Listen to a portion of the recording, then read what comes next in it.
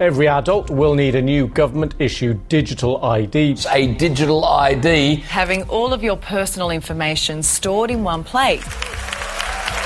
We will spare no effort to make Europe an AI continent. To integrate you into this great reset. So how soon could central bank digital currencies become a reality?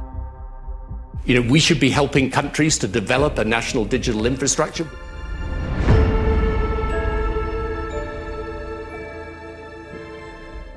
Imagine every purchase you make, every app you use, every place you visit, all contributing to a single digital profile, a personal digital identity. This way, many details of your life could be stored in a unified digital record. That profile might eventually connect with your bank, your doctor, your employer, government agencies, and even your car. This isn't science fiction.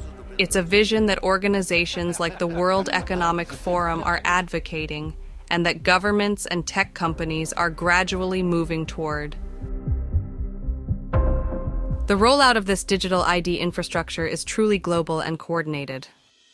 Oracle founder and billionaire Larry Ellison emphasizes the need to feed AI systems an immense amount of all available government data. For what government should do in terms of its digital infrastructure, digital ID, data centers, and so on. The first thing a country needs to do is to unify all of their data so it can be consumed and used by the AI model. Basically, I have to tell the AI model as much about my country as I can. If you want to improve population health, you have to take all of your healthcare data, your diagnostic data, your electronic health records, your genomic data.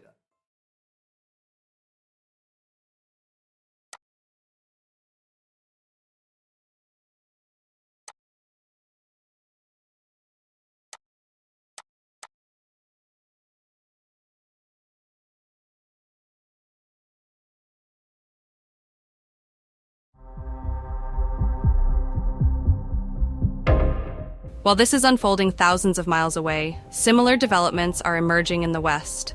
Digital identity programs, surveillance grids, real-time tracking, complex databases, and carbon footprint systems. This is an ever-growing concern, as many of these initiatives are gradually moving from pilot projects into real-world implementation. We'll make a new free-of-charge digital ID mandatory for the right to work. Western countries are rapidly developing their own digital ID programs. The UK has announced a national digital ID scheme. We need to be really clear. You must have ID, mandatory digital ID, in order to work. Europe's digital transformation by 2030. Governments, banks, and tech companies around the world envision a future where every person has a digital ID, living in a society where everything is digitized, monitored, and managed.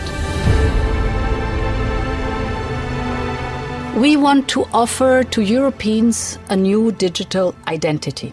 They're basically proposing to have a bunch of your information in one place connected to a digital identity. It's about building the infrastructure of control so that then you can control people's behavior. In which you will have to have a digital ID to live your life.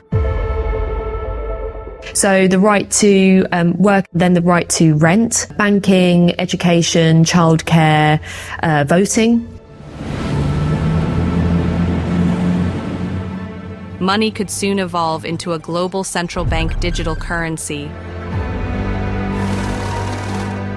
eliminating cash and allowing every transaction to be tracked by governments, banks, and tax authorities. Your digital wallet would be linked to your ID card. From both. The president of the European Central Bank says the euro is moving toward a digital currency. And we work very hard on making sure that we have a digital euro so that we have a European solution. So why not our currency as well? Well, once you have the digital money system, then there's all sorts of services and applications that can be built on top of that. Yeah. People are pushing in a very obvious and very specific direction. They want digital currency, centralized digital currency that they control, and they want to get everybody on a social credit score system. They'll probably connect it to some sort of a vaccine app. Or if you want to travel around, all they would need is another pandemic to try to push that shit through. Digital ID is the end of democracy as we know it, and an irreversible step into a dystopian future.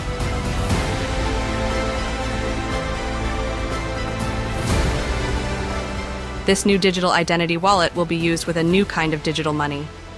Unlike Bitcoin, which is decentralized and not controlled by anyone, this digital money, called a CBDC, central bank digital currency, is created and managed directly by central banks. A central bank would directly issue a CBDC, and then that's the currency that the people would be using in wallets that are managed by the central bank. Prominent central bankers have been going on about the need to create a new financial system and a new financial governance system. A digital euro, for example, will make it easier for companies and consumers alike.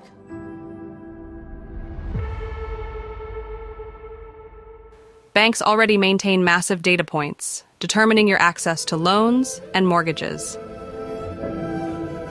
With digital currency and a world without cash, banks gain real-time visibility into every payment, every person, company, and the entire economy.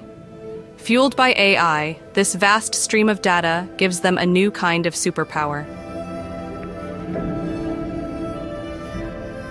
And surely it's hard to imagine that the West would turn this system into a Big Brother-style digital prison like China's, right? The World Economic Forum has been very open about its vision of humanity as a digital society. Our future competitiveness depends on AI adoption. Well, Europe is one step closer to bringing in its insidious digital ID. Enter the EU Digital Identity Wallet that enables you to identify yourself to public and private services. In the name of saving the planet, proposals have been discussed about tracking each person's digital footprint, monitoring factors such as travel, fuel usage, and even consumer habits like clothing purchases. It really comes across as if the West is quietly building its own version of a dystopian system. Europe is set to collect biometric data, making airports permanent biometric checkpoints. Travel into the European Union is about to get stricter as a new digital system is rolled out this October. We'll have their fingerprints and their faces scanned. You are going to need to register your details. Photo successful. How marvellous.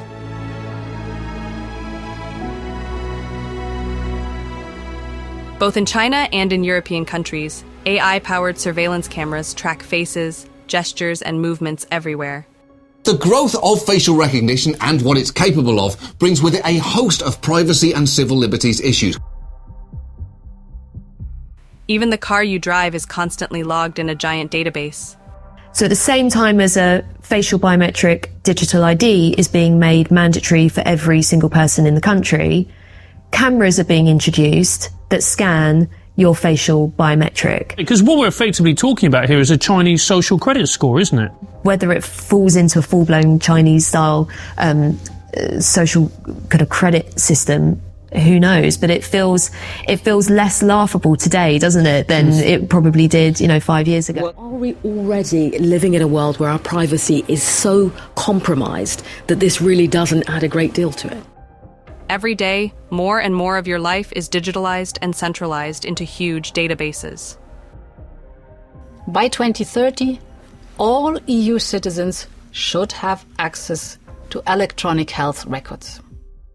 Many countries already have digital ID systems, and these are gradually evolving into more centralized frameworks for managing health, taxes, and travel.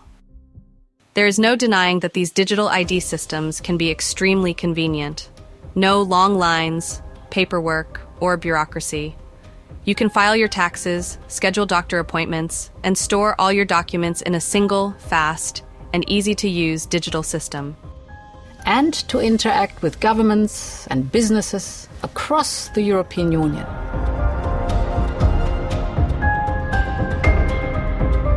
In the future, your digital ID could serve as the key to accessing the internet. At least, that's increasingly being discussed. An identity that ensures trust and protects users online. Spanish Prime Minister Pedro Sanchez has called for an end to online anonymity. And force all these platforms to link every user account to an European digital identity wallet. What's Sanchez's proposal? To link all social media accounts to a European digital identity wallet. We are that close to a situation where you basically need a digital ID to go online. For example, your online activity will be linked to a digital ID, or certainly there will be people calling for that. And Europe is already planning to gain access to scan people's messages. The EU's plan to scan private messages and flag to the police any content suspected of being child sexual abuse. The big problem here from privacy activists is that everyday users are going to be exposed to a whole new vulnerability, which is the breaking of their end-to-end encryption services. These programs, mass surveillance, is not about public safety. It is not about terrorism. It is about power. It is about economic espionage, it is about diplomatic manipulation, and it is about social influence.